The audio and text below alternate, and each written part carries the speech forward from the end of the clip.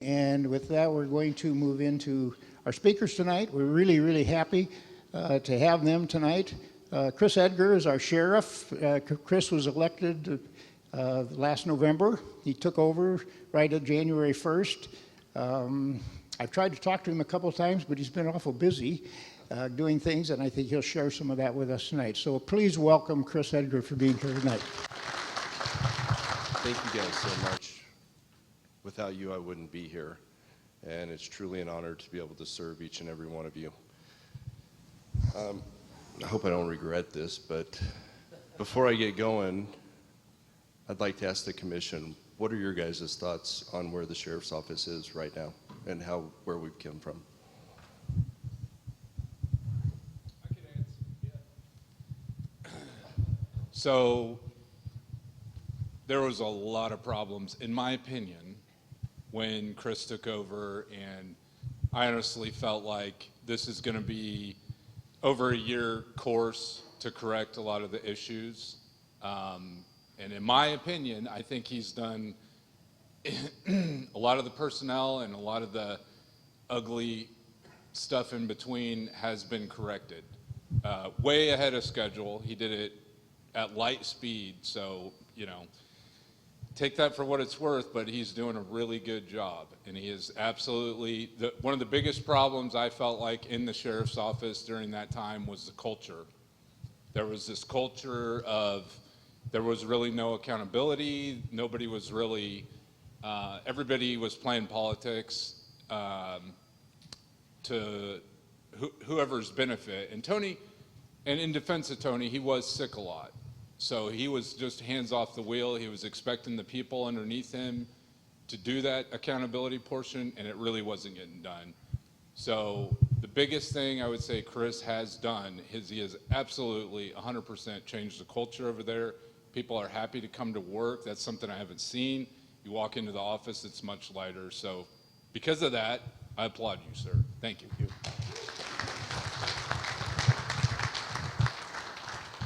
So I definitely agree with all of that, and I also believe that one of the biggest advantages we have now is we have someone in that office that we can trust. Someone that we know is going to do things the right way, that we don't have to worry about what's going on behind our back.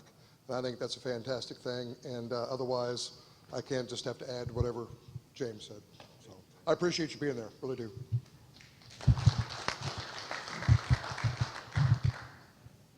Well, I'm just kind of getting involved with the commission and the sheriff's department, but you know, it's nice with Chris being in there. I can go there and talk to him anytime I want. I think we got a guy that's got integrity. That means a lot to me. I come from an EMS-based fire department type thing. Integrity means a lot to me. And Chris, I look forward to working with you the next 4 years.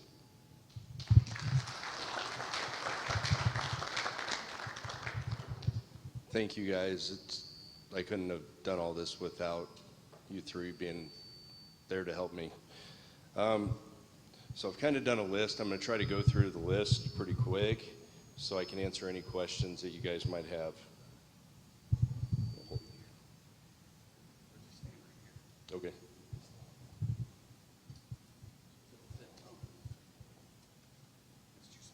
Yeah, I'll just hold it. No, you're fine. So one of the first things when I came in, I wanted to be a working sheriff. I wanted to get out in the community. Thank you. I wanted to get out in the community, so I've been fortunate enough to get out to a lot of our areas and have breakfast and get to meet a lot of the people, find out exactly what our needs are. So the first things before I took office, I knew we had a few things that was an uphill battle. With our budget, we had to do some work on the budget, ultimately with getting a pay scale set up and the LEST2 money. So that is the money that as citizens, you need to take that so you don't have to. When the citizens voted the quarter-cent sales tax in, that money was supposed to go directly to the sheriff's office. And that's what I've been very fortunate to work with the commission to try to get this done. We've hit some roadblocks, but I think we're working through that. We're trying to figure out exactly how much money. The money was kind of intermingled. with the rest of the money, so we're trying to work that out. So ultimately, I could get the pay scale for the deputies. We were able to get their pay raised. So a starting salary for a new deputy is now $50,366. With a night shift differential, they have a $1.50 an hour night shift differential for working those overnights. But I'm still at a point where a one-year deputy is still making the same as your 10-year deputy, which that needs to be offset, and that's where I need this LES T2 money. That's why we've been, if you've watched some of our commission meetings, why we've been arguing a little bit, trying to get that fixed so we could get deputies moved to be able to take care of them. We also had the ballistic vest. Our deputies were wearing a level 2 vest. We went out to the range, did some testing with it. A 9mm full metal jacket went through the vest. So I had a huge concern. So immediately, right off the bat, we ordered a level 3 ballistic vest for all deputies. All deputies now have a level 3 ballistic vest with plate carriers and an outer carrier that will take the plate carriers. Let's see, when I came in, we had some issues with some grants. We've had to fix grants that had some problems. Hopefully that doesn't affect in the future to get some grants. I did self-report. I contacted to self-report us when I found out we had some problems. I think if there's a problem, the right way to fix it is owning it. Unfortunately, I wasn't there when the problem happened, but I went ahead, we took ownership to make it right. So if we have a problem, that's one thing about me. I will not beat around the bush. I'll tell you, hey, there was a mistake, but we're gonna fix it. We also had major IT issues. First week there, we lost communications. Our dispatch center went down. It was to the point where our dispatchers were having to use cell phones to be able to take calls to dispatch out. Found out that there was a bunch of server issues. We ended up getting a new contract with another IT company, Huber and Associates. They've been phenomenal to work with. Right after we ended up getting that fixed, our emails crashed. So it's just been, and then we had the snow and it just kept snowballing. But the things since I've been in, we continue the policies. I've implemented policies and procedures. So we now have policies set in place for the deputies. So here's what you do.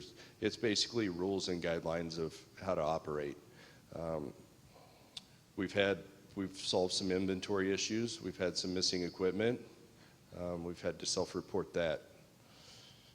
We restructured our firearms training. So usually when an officer would go to qualify, they would go up to a target and they would shoot at the target, and that was it. Well, that's not realistic. Let's be real. I would like our deputies, and I know their hearts are wanting to do better, so we've implemented a new policy changing how we qualify for them to be able to carry the firearms. They have to do moving, kneeling. They have to go to a lot of different positions, shooting out of a vehicle, hitting targets, clearing houses. So there's a lot more to it now. It's not just easy like a lot of departments do. You go shoot paper. So, also training for all the deputies. One of my big things and my promises that I made is upping training. I'm a huge component in training. So we've teamed up with Missouri State University Public Safety Division. So we do a lot of training with them. I have deputies going all across the states training. So we've also implemented a rapid response team. So God forbid, in the case of a major incident where we needed some tactical training, now the deputies are also cross-training to where they're all working. If there was an active shooter, they'll all be cross-trained in the same type of training, so they're all working together. Firearms and handguns, we're looking at updating all of our handguns. So one of the things I found out is in an officer's high-stress situation, their average accuracy is about 31%. That's a problem. And that's across the entire United States. So we've done some research, and now we're trading in all of the firearms that we have now, and we're going to the Glock 45 with a green dot sight. With the green dot optical sights, your hit statistics more than double instead of just using your iron sights. So for the safety of our public, I think it's important that we're making sure we're outfitting our deputies right and we're training. I also found out our deputies were using their personal rifles. We had some of our rifles, but they're not functioning and they didn't feel safe to use them, and that's a problem. So we're now in the process of looking at all the firearms that we do not need, doing a trade-in to recruit, at least so it's not costing as much. Ultimately, my goal is to be a good steward of your guys' money. So to give you an idea, all the handguns, when we trade those in with the green dot sights, after the trade-in, it's $25,000. That outfits every deputy with their firearm. Everybody's is the same. We're doing the same thing with the rifles to be able to outfit all of our deputies with rifles. It's hard for me to send a deputy out to protect our citizens, and yet we're not equipping them properly. So we're in the process of fixing that right now. Before he goes on, I think we ought to just thank him for this up to this point. I mean, look at that list.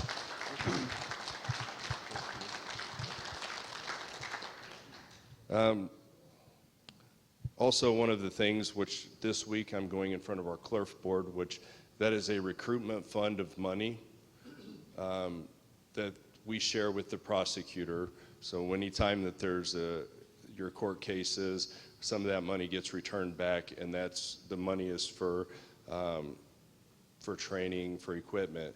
So what I found out is we're doing a lot more shooting, which we need to be, but ammo's not cheap. So we're actually working, hopefully the clerk board goes all right this week, and we're able to purchase a firearm simulator.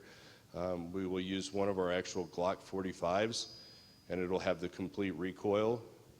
It's just like shooting a full firearm. I mean, they're real firearms, but you're not going through the ammo, and we can also do use of force scenarios. There's about 1,000 different use of force scenarios. I'm a certified instructor on those machines already, and it's the same machine that our military uses. So it's very realistic, and we'll have it setting out at the range, and if sometime our citizens would like to get onto that machine and see what it's like, I will open that up to the group here. Yeah, is there any questions so far? And if there is, please stop me. I'm about halfway through the list. So, Is there any question anybody want to ask up to this point? Chris, the rifles that you're considering, do you have particular models that you're evaluating? we are. We're looking at the AR-15, the 5.56 rounds, and my goal is to keep that in Missouri. So there's two companies in Missouri. It's CMMG and Black Rain. So my goal is to keep it to a local company. And right now, Black Rain has came back with some phenomenal offers to be able to outfit the deputies. And one of the neatest things that they have a lifetime warranty on their firearms. So anything ever happens to it, it's taken care of. And God forbid if an officer is ever involved in an officer-involved shooting, they give you a loaner firearm while yours is in evidence. Can you right here? Go ahead. Does the enhanced training also Thank you. Does the enhanced training that you've introduced, is there an element of the physical training, taking down physical altercation along with the firearms? Can't just shoot everybody. Why not?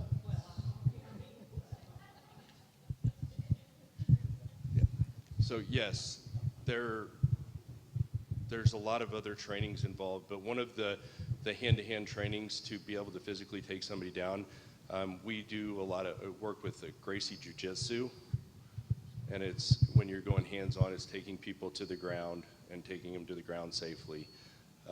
So we actually have, I just sent some of our deputies to, and they're instructors in that now. So that is my goal, is I send our deputies to a training to train them to be an instructor so they can come back and train in-house. So I'm not having to send people all the time out. And that is our goal, is where we are training people from all over the country. That would be my goal eventually, is have a training facility to where we're able to, we're kind of starting to do that, teaming up with Missouri State University at their public safety division in Camden. So another big one that we're doing is de-escalation training, how to talk to people so we don't have to go hands-on. A lot of our younger generations don't quite understand that. So as we're getting younger officers, training that how to de-escalate and talk people down so we're not having to go hands-on all the time is extremely important. Any other questions? Let me ask you one basic question, is how many sheriffs are there in our county? So sworn deputies right now, we have 84.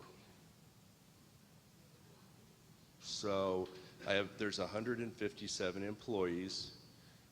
We're allotted for closer to, we're about 10 down right now, deputies from our LEST2 money that we're waiting to get.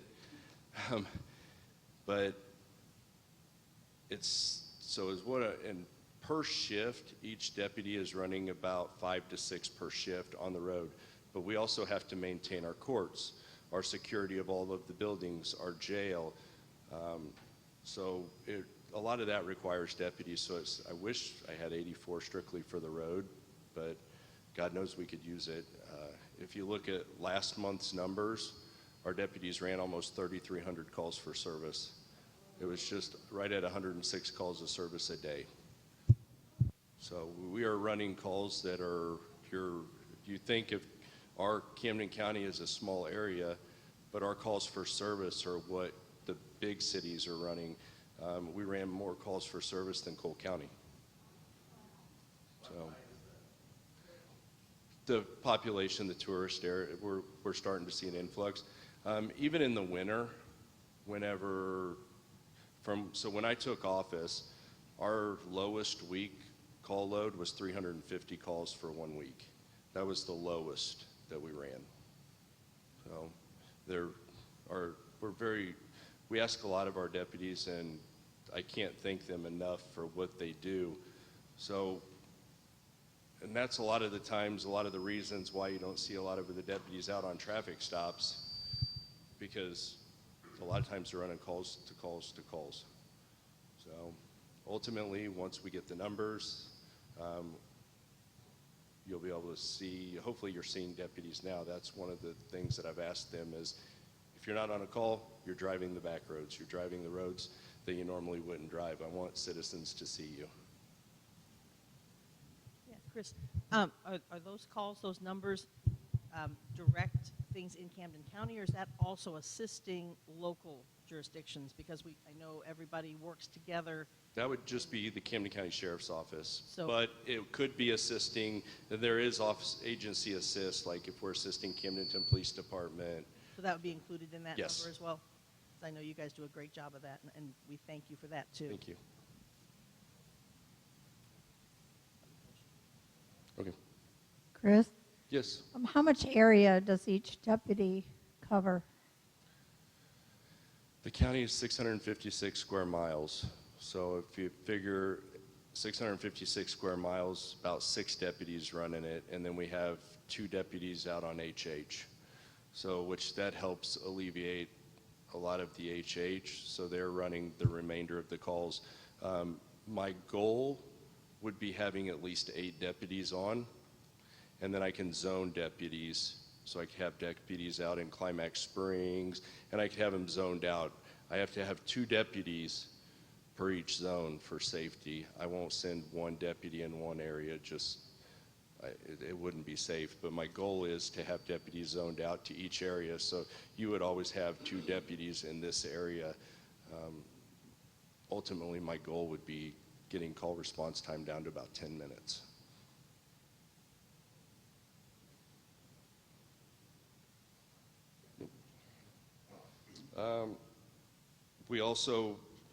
We brought in a drug task force. We've teamed up with a drug task force. I actually have deputy on a drug task force now. I don't know if you've kept up with Facebook. There's been multiple pounds of meth and fentanyl brought off of the streets from the task force working those. Thank you.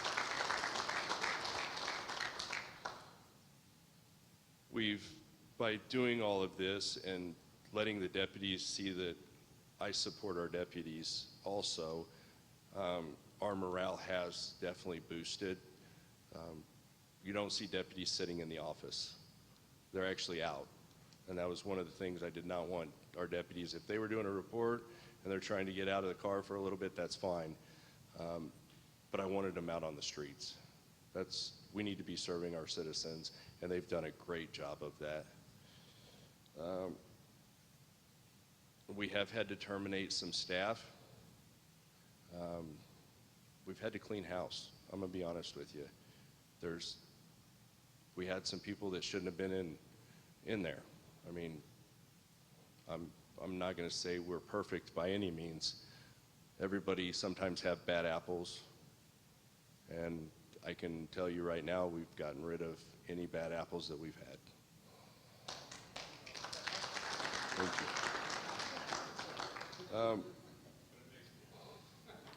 So one of our tough things that we lost our canine. Our county, we only had 1 canine in the entire county. Being a working sheriff, I was actually out when we lost the 2-year-old little girl that passed away and she drowned. I was out there while we searched. It was my lieutenant and myself were actually there, and we found her. So one of our biggest needs that I found that night is we were lacking dogs that could track, and a multifaceted dog. We only had 1 dog in the entire county. So I've reached out, and I was fortunate enough to find a canine handler in St. Louis, and he made some amazing deals for us, and we ended up getting 3 canines for the price of 1. So the canines will be the narcotics dogs, scent tracking. So if somebody runs out into the woods, we have another little girl go missing, they can do a scent track. And then they also have protection, handler protection. But that was one of my biggest things, is I said, I don't want a dog that's mean. I don't want the liability. And all of our dogs, you can walk up and pet them. Yep. Is the guy that's training the dogs also training the handlers? Yes, 6-week, it's at a 6-week course. And he offered even our handler that had already had a dog, he went to the same training. All 3 of our handlers are in the class. They'll be done not this next week, this next Friday, a week from this Friday, they'll be done, and they'll be back serving our citizens here. And if you guys would like, I'd be more than happy to bring the dogs up to you. You can see them work. They're phenomenal. We'll take you up on that in the fall. How's that? So one of the other things that I felt that was very important, when I came in, there were corporals running shifts. Well, that's a liability. It needs to be a sergeant, a supervisor running a shift of those deputies. We're asking a lot of them. And it needs to be somebody that's trained and a supervisor. Every one of our shifts now are ran by sergeants. So I thought that that was very important. I've been working with another sheriff to add a constitutional sheriff to to the Missouri, working on a bill.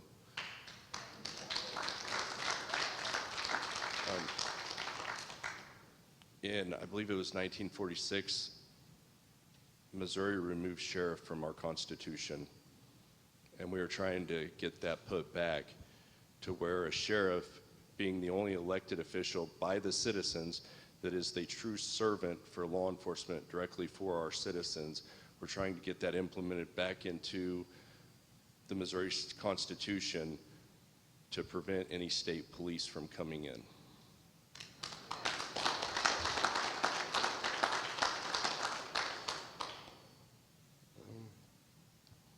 We've also teamed up with Lake Career and Technical Center. They have a law enforcement program, which I was also a part of. We're actually working with getting them to certified dispatchers and certified jailers. So when students come out of there, they can come out as an 18-year-old kid that's already certified, making about $40,000 a year starting in the jail or as a dispatcher.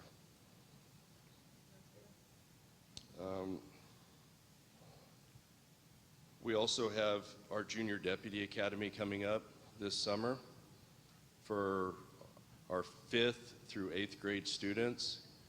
They can come in and we are going to take them for the week and show them everything about being a deputy and all the other aspects of first responders. So, do what? That would be fun for them. Yeah,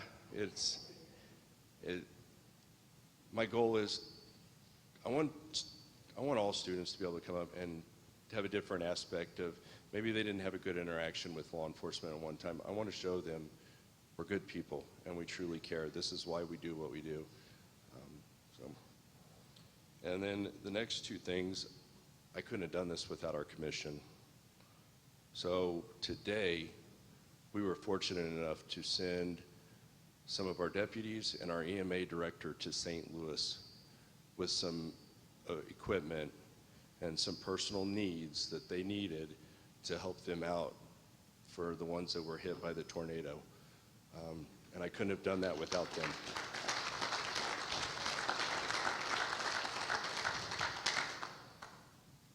And then some of the upgrades, we're looking at adding some epoxy on our jail floors and also a generator to keep our dispatch center and our justice center operating. So those are two major needs of our county right now. So any questions? I'm sure there's a lot I'm probably forgetting, but. We got a question back here. Yeah, can you tell us about your involvement with ICE? With ICE?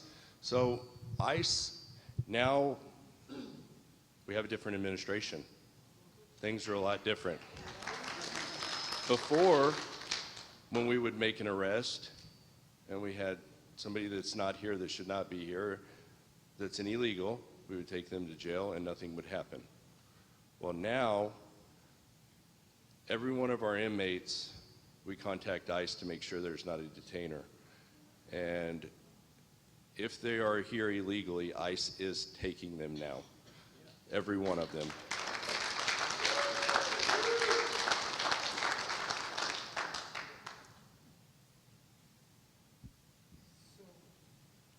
How many have gone through the program that you've gotten rid of, that you've sent to ICE?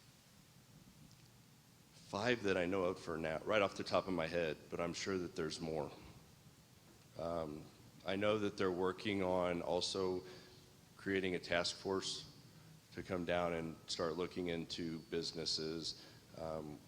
I know what they're waiting on right now is a housing facility to be able to place them. Ultimately, our jail's pretty much at max. I mean, but we're still taking them. I mean, if people need to go to jail, they're going to go to jail. We're going to make room one way or the other, but we're very fortunate now that ICE is just, right when we call, they said, we'll be there tomorrow. So then there's not been a wait. So we're very fortunate for that. And I can't thank the administration enough for that. Well, folks, we're really, really pleased, and we should feel really grateful for this guy. It's T1.